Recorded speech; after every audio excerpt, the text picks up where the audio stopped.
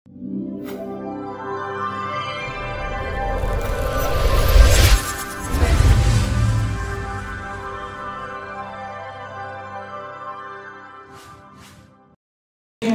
ختم‌نمادهای کشورهای خارجی مفهوم و اصطلاحات شرعی را در اساس تفکر افراطی و تکفیری بیان می‌کنند، چه در همچون مدرس، همچون مبلغ و قتل و کشتار یک انسان، ذبح یک انسان را در اساس تفکر سلفیت ماهیت شرعی می‌دهند.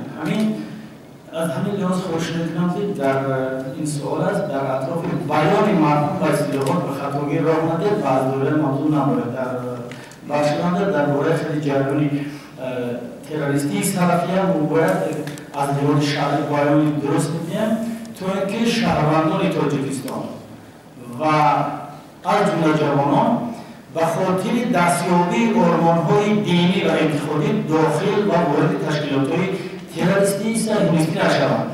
امروز سلفیت برای دریافت آرمان‌های دینی تشکیلات‌های صهیونیستی جوانان را فریب می‌کنند، مهاجران محنتی را و وارد داعش ساختند. ببینید که امروز داعش در خلیج عراق که مغز و جوهر تعلیمات او دیدگاه سلفیت گرایانه در اساس فتواهای ابن تیمیه، حسینی، ابن باز، البانی جوانان را به قتل و کشتار دعوت می‌کنند. این قتل و کشتار خونریزی را عامل دینی معرفی می‌سازد. این بسیار خطرناک است.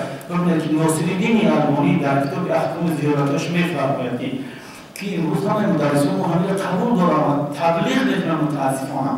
میگوید هر کسی که به خاطر زیارت قبر پیغمبر می‌رود مشرک و کافر است.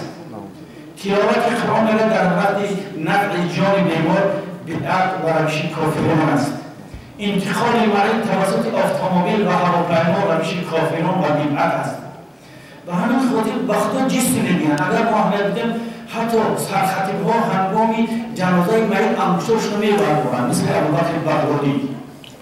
یعنی که اینها همون اصول‌های اسلامی، همون معیارهای اسلامی را دروغ بیان می‌کنند.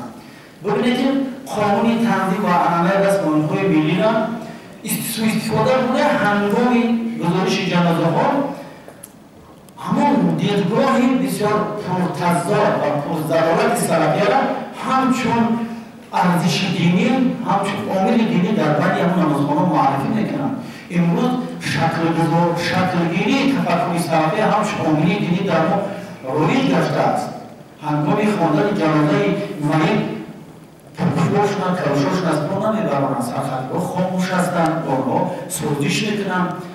ببینید که امروز تعلیمات ابن تیمیه را در اردن وقتی که او خلبان را به زنده آتش زدند، تعلیمات ابن تیمیه را ممنوع اعلام کردند. یک کشور صرف سنی است، مالکی هستند. وقتی که من در کنگره اسلامی بودم با علمای سنتی مراکش، نیگریا و دیگر دولت‌های اهل سنت و جماعت صحبت کردند، گفتند که امروز آنها درد جامعه‌های ما شدند، حتی یگان ارزش ملی را قبول ندارند. و همین خاطر شورای محترم رئیس شورای علمای تاجیکستان و علمای محترمی که در اینجا هستند در شرح و بیان اصطلاحات و مفهوم‌های شرعی به طرف نباشند، اینها را از دیدگاه حنفی بیان کنند و متأسفانه تا امروز شورای علمای محترم ما نسبت به همین جریان موقع مشخص ندارند. چرا دولت تاجیکستان، چرا مقامات‌های امنیتی و انتظامی کشور نسبت به همین جریان‌های تکفیری موقع معین دارند، آنها را دستگیر می‌کنند، مبارزه می‌برند. اما علما درباره نقطه‌های اساسی اعتقادی سلفی سخن نمی‌گویند. زیاده از 4,500 مسجد است.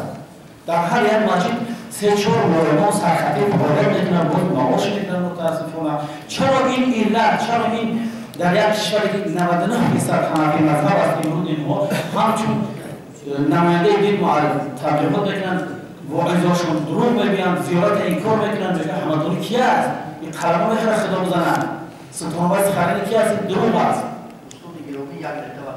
برای همین از همه حاضرین خواهش آن میکنم که نسبت به این پدیده منفی که به ملت تاجیکستان خطر زیاد دارد به طرف نباشند، در همه با مقامات‌های انتظامی و امنیتی کشور همکاری کنند. علمای اسلامی سیمای پرزلالت سرطانی سلفی را بکشن از چهره‌هاشون، بیان کنند ها کیستند در واقع و اون فتواهایی که امروز از فتوای ابن باز حسینی را در دست میدن یا که دوره هم تفکران همین را شکر کنید انشاءالله جامعه را ما از خطر این فوجه حفظ میکنیم.